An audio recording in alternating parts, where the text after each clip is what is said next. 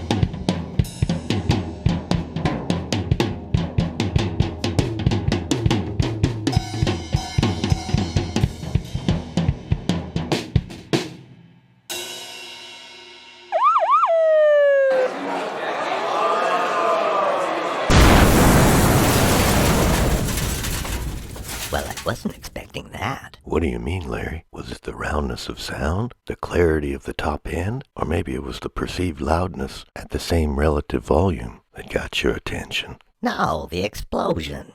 Well, Larry, as we could clearly see, emergency responders took control of the scene immediately, and you can rest assured that no microphones were damaged in our demonstration. Yeah, come on, I could tell it was fake. Nevertheless, here's a smaller diaphragm treat. Go ahead, Sid. Keep it short and sweet.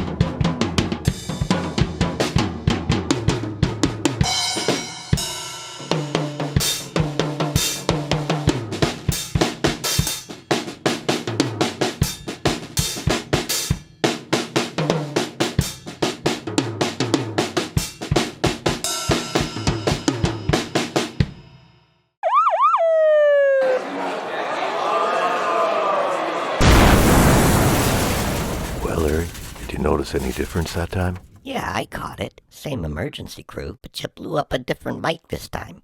That we did, Larry. Good observation. Imagine, if you will, being in a tunnel with a sound source up ahead, outside of the tunnel. Yeah, sure.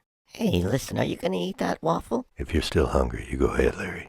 Now try to imagine as you approach the end of that tunnel. As your perspective changes, you get a bigger picture of what's outside the tunnel. And with that in mind, it may be easier to understand how a larger diaphragm gets a bigger picture of the room, if you will, contributing to its broader voice and more open tone. Well, Larry, I must say, not bad. We made it all this way without using the script. And we have just one more microphone for our comparison before we hear them all blended in a mix.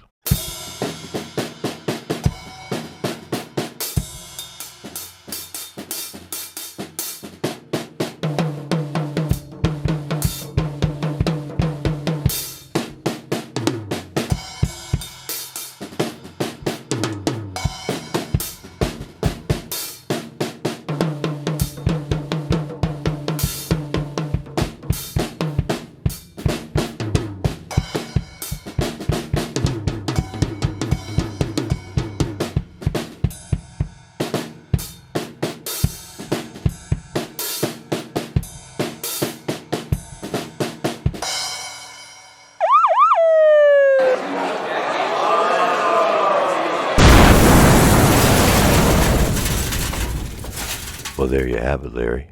A fair comparison of these three microphones, all proving themselves capable of delivering a smooth and articulate sound source reproduction, and each with its own unique tonal characteristics, or voice, if you will, that can be used to add depth and character when properly applied to the mix. Oh, I get it. Selecting your room microphone is kind of like choosing a background singer or reaching for a different guitar. That's right, Larry. Are you ready to give the kit mics another listen with the Model 1B blended in? Let's try and hear what we might have been missing.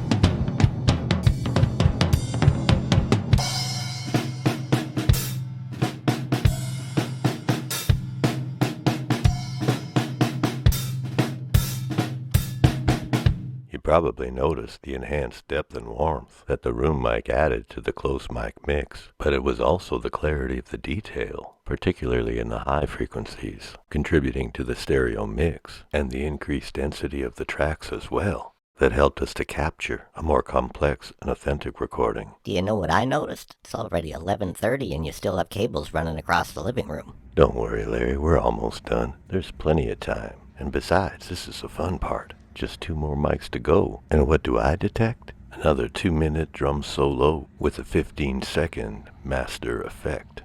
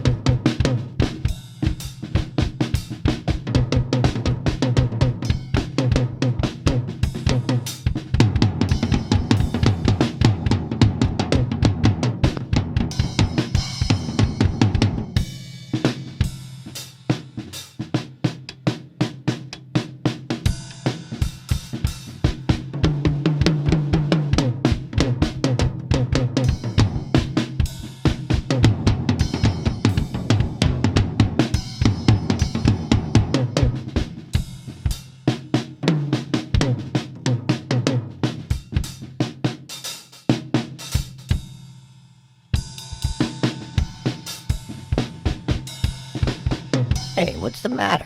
Well, Larry, sometimes when I get sad all of a sudden like this, I don't know the reason why, but it might have something to do with all the fun I've been having, discovering just some of the possibilities the use of these 3 microphones presents, and it's almost time to roll up the cords until next time. Yeah, well, knock it off before you bring everybody else down. And the last thing we need is for you to be walking around all moody while you're making lunch. All right, Sid, you heard Larry. Hit those skins and make a cherry. One last blast before we go. You decide how fast or slow. And later on, after lunch, we can start again. We'll call it Mix and Munch. And for those that stuck till the end, we do appreciate you looking in and hope that you'll come back and look again.